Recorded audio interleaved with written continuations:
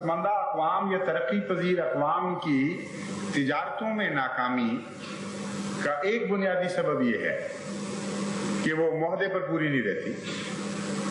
معاہدہ ہوتا ہے کسی سے کہ اس معیار کی چیز، اس ڈائمنشن کی، اس شکل کی ہم تمہیں دیں گے، اور جب وہ چیز پہنچتی ہے تو اور معیار کی، اور شکل کی، اور کیفیت کی چیز ہوتی ہے، اور بڑا گہرا نقصان پہنچایا ہے اس بدعہدی نے ہمارے معاشیات اور اقتصادیات کو۔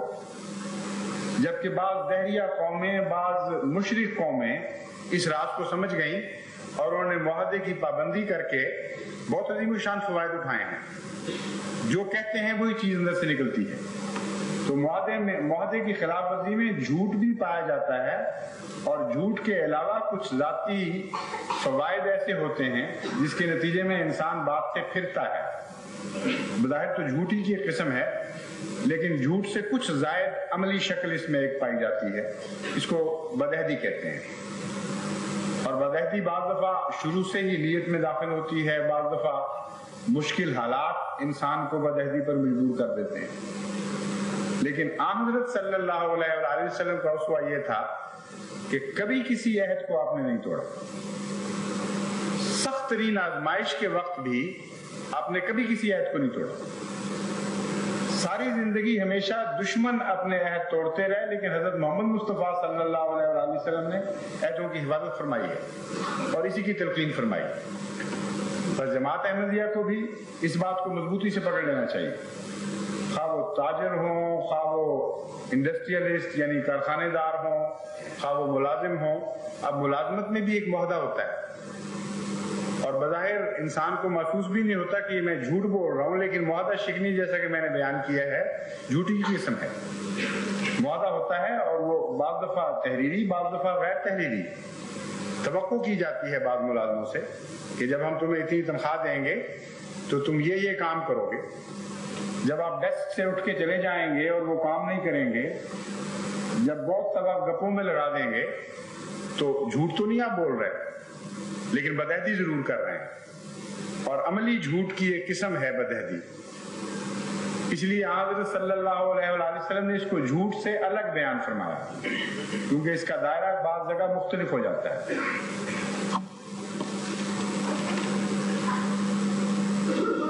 پھر ایک اور حضور صلی اللہ علیہ وآلہ وسلم نے وضاحت فرمائی منافق کی، کہ جب مباحثہ کرے، جب اختلافی امور پہ گفتگو کرے تو گالیاں اور فحش کلامی شروع کرے۔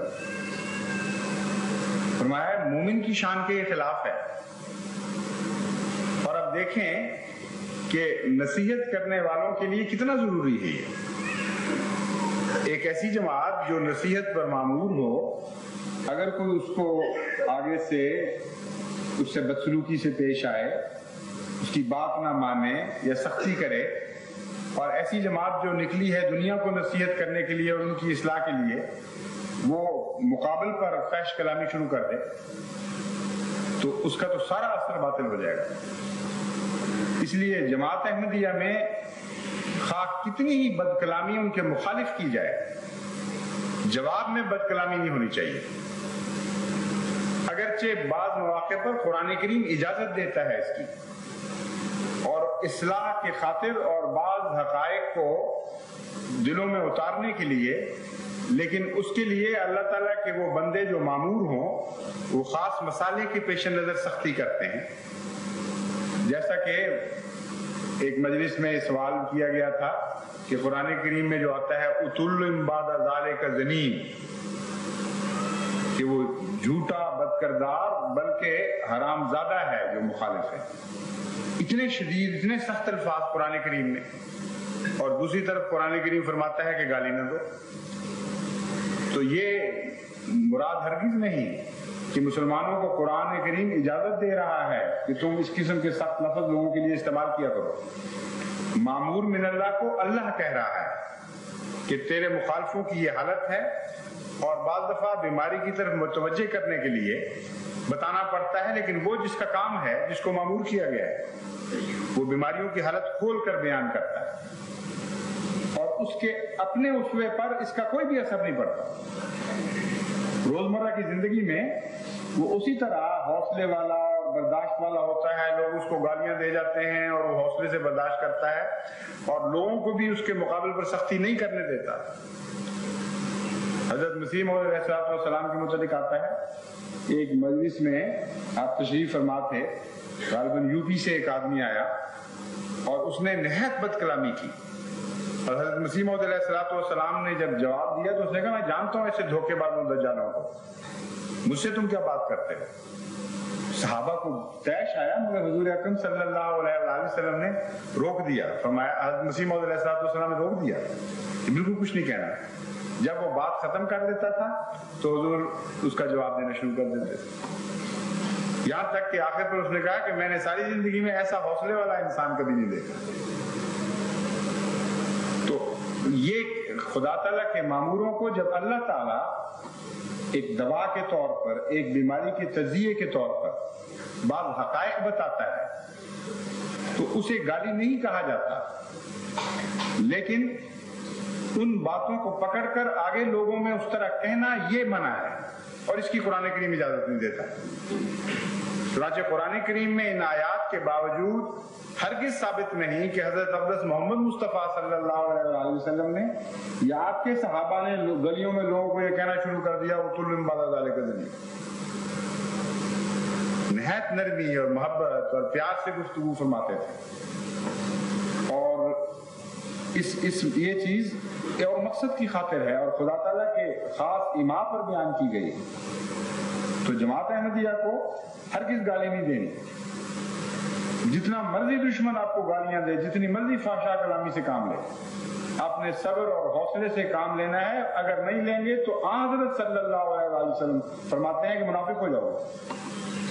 عجیب علامت منافق کی بتائی ہے جس کا عام دنیا کی عقل سے تعلق نہیں ہے. ایک غیر معمولی عارف باللہ یہ سوچ سکتا ہے کہ یہ منافقت ہے. اب غور کریں کہ منافقت کیوں ہے. منافقت اس لیے ہے کہ مومن کی فطرت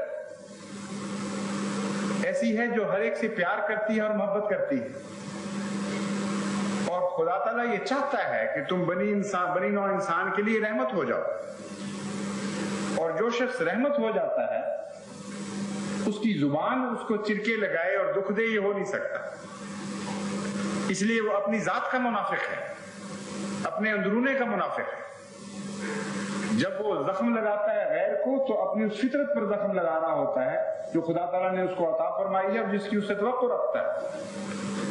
تو اس لیے دنیا میں کوئی بھی منافق ہو ہمیں وہ بھی پسند نہیں، لیکن جماعت احمدیہ بہرحال منافق نہیں ہونی چاہیے. اور جہاں منافقت کی یہ 4 صفات آپ دیکھیں وہیں نصیحت اور محبت اور پیار کے ساتھ ان کو دور کرنا شروع کرنا. کیونکہ جس حد تک منافقت دور ہوتی ہے معاشرے سے اس حد تک وہ حق کو قبول کرنے کے قریب آتا چلا جاتا ہے. جس حد تک منافقت بڑھتی چلی جاتی ہے اس وقت تک وہ حق کو قبول کرنے سے دور ہٹتا چلا جاتا ہے. اس لیے یہ ابتدائی 4 قدم ہیں قوم کی آخری اصلاح کے لیے. اگر یہ قدم آپ نہیں اٹھائیں گے تو آخری اصلاح ممکن ہی نہیں ہے. اور میرا مخاطب ایک احمدی پاکستان کے احمدی نہیں ہے، میرا مخاطب تمام دنیا کا احمدی، امریکہ کا بھی، افریقہ کا بھی، انگلستان کا بھی، اسپین کا بھی، چین کا بھی، جاپان کا بھی. کیونکہ ہر ملک میں یہ 4 بیماریاں مختلف سطح پر پائی جاتی ہیں. بعض جگہ پالش کی گئی ہے، جس طرح کڑوی پل یعنی کڑوی گولی کے لیے اوپر پالش کر دی جاتی ہے میٹھے کی تاکہ پتہ نہ لگے. تو بعض قومیں نہایت بےہودہ کلامی کرتی ہیں ایک دوسرے سے، لیکن نہایت مرصع زبان میں، بڑی سجی ہوئی زبان میں. جیسے یو پی میں جب تہذیب نے ترقی کی تھی تو بڑی تہذیب کے ساتھ گالیاں دیتے تھے ایک دوسرے کو، بڑے ادب کے ساتھ کہ جناب والا آپ کی شان میں گستاخی نہ ہو تو میں عرض کروں گا کہ آپ بڑے خبیث فطرت انسان ہیں. تو چاہے آپ لپیٹ لیں گالی کو، مرصع کر لیں، پالش کر لیں، میٹھا بنا لیں، گالی تو گالی رہے گی. اس لیے جماعت احمدیہ منافقت کی ہر قسم کے خلاف نصیحت کا جہاد کرنا چاہیے. اگر آپ یہ کریں گے تو قرآن کریم آپ کو خوشخبری دیتا ہے کہ کنتم خیر امت اخرجت للناس. وہ بہترین امت ہو جس کو میں نے زمانے کی اصلاح کے لیے اور اس کے فوائد کی خاطر پیدا کیا۔ اس سے عظیم الشان مقام کیا ہو سکتا ہے کہ ایک جماعت پر خدا کے پیار کی نظریں پڑ رہی ہوں اور فرشتے یہ تحسین کے کلمے کہہ رہے ہوں کہ ہاں تم ہی وہ بہترین امت ہو، ہاں تم ہی وہ بہترین امت ہو، ہاں تم ہی وہ بہترین امت ہو جو محمد مصطفیٰ صلی اللہ علیہ وآلہ وسلم کی غلامی میں دنیا کے فائدے کی خاطر پیدا کی گئی۔